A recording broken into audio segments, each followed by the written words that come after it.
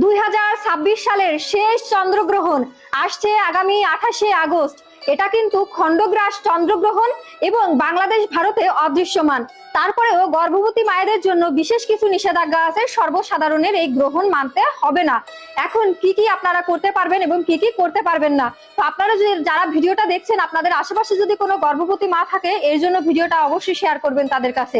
যারা আপনারা মানবেন না, এটাকে কুসংস্কার মনে করেন, তারা মানবেন না, সেটা একান্তই আপনার ব্যক্তিগত বিষয়।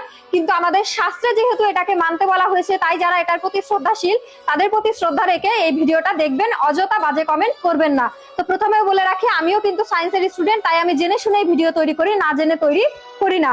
তো যারা গর্ভবতী আছেন এই সময় সুই সুতার কাজ করবেন না, কোনো প্রকার সেলাই করবেন না, কাটাছেঁড়া করবেন না, রান্না করবেন না, কোনো খাবার গ্রহণ করবেন না, ঘুমাবেন না এবং পা ভাঁজ করে বসা বা এই ধরনের কোনো কাজ করবেন না। আপনারা এই সময় হাঁটাহাঁটি করতে পারেন এবং চলাফেরা করতে পারেন। এছাড়া ভগবানের নাম জপ করতে পারেন, ভগবানের কথা ফোনে শ্রবণ করতে পারেন, চেয়ার টেবিলে বসে গীতা পাঠও করতে পারেন এবং আপনারা যদি চান যে হরিনাম জপ করব তাহলে বেশি বেশি করে হরিনাম জপ করতে পারবেন। তবে অবশ্যই গ্রহণ অন্তে অর্থাৎ গ্রহণ শেষে আপনাদেরকে স্নান করতে হবে এবং গ্রহণের সময় ঘরের বাইরে বের হবেন না, এই সময়টা পুরোপুরি ঘরের ভিতরে থাকবেন। চন্দ্র বা সূর্যের দিকে তাকাবেন না এই সময়ে, এবং ওই সময়ে যদি জল পান করার খুব তৃষ্ণা পায় তাহলে জলটা আপনারা তুলসী পত্র দিয়ে রাখবেন, আগেই তুলে রাখবেন, সেই জলটা আপনারা পান করবেন। এই গেল যারা গর্ভবতী মায়েরা আছেন তাদের বিশেষ নিয়ম। এবং আপনারা যারা সর্বসাধারণ আছেন, যেহেতু এটা অদৃশ্যমান তাই আপনাদের মানার কোনো প্রয়োজন নেই, আপনারা সেবা পূজা সবকিছু নিয়ম অনুযায়ী চালিয়ে যেতে পারবেন। তবে গ্রহণের সময় রান্না করা কোনো খাবার কোনো গর্ভবতী মায়েরা খাবেন না। এছাড়া যদি কোনো কিছু ফ্রিজে রান্না বাদে থাকে তাহলে সেগুলো আপনারা গ্রহণ করতে পারবেন পরে রান্না করে।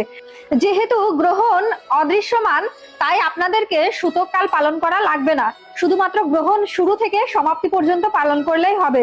বাংলাদেশ সময় গ্রহণ স্পর্শ করবে 8টা অর্থাৎ সকাল 8টা 34 মিনিটে এবং গ্রহণ সমাপ্ত হবে সকাল 11টা 52 মিনিটে। ভারতীয় সময় শুরু হবে সকাল 8টা 4 মিনিটে এবং শেষ হবে 11টা 22 মিনিটে।